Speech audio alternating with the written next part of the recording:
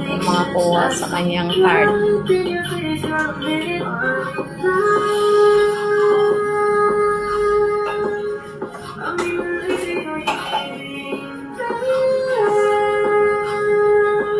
Kailan naman namin makukuha yung result niyan? Ang result natin, bali, ano tayo ng Wednesday? Martes pa po ng hapon.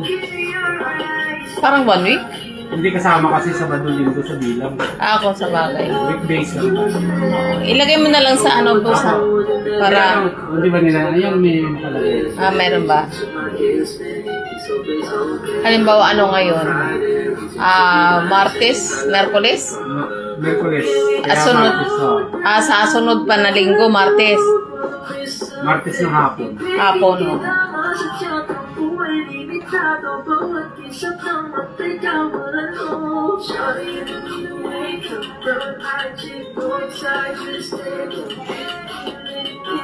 Yan ang puso ni Busatan, mga guys. Linis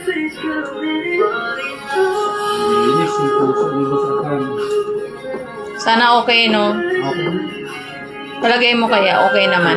Sa plane pa lang kasi ako. Okay.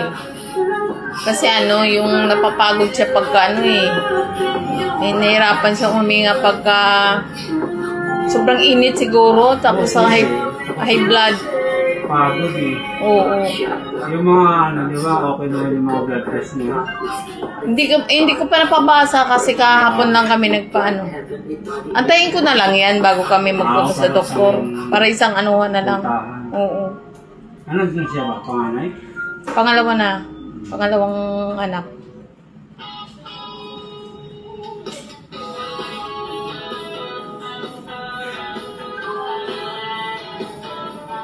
Para yung Today ko mga guys. So, sa hindi pa nakakaalam sa Today ko, yan. Ganyan ang ginagawa.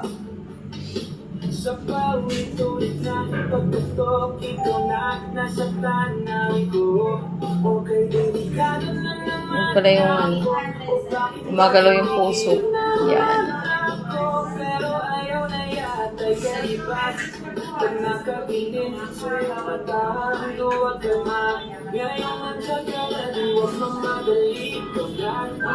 Sa kaliwa pala yung puso natin, no? Meron din nasa bandang kanan, pero bibihira. Pero ang normal talaga sa kaliwa. Kaliwa. Sa ilalim ng left na breast.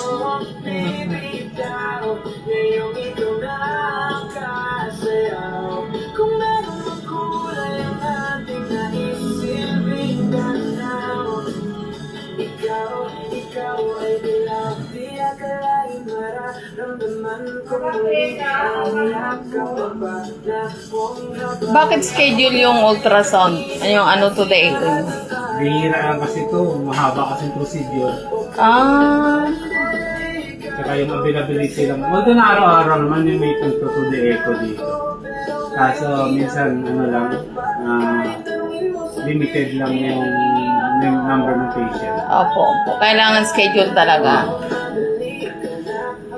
Yun yung daloy ng dugo. Yan o. Yan o. Dugo ba yan, boss? Ha? Sinusukat namin yung mga muscle nila. Okay.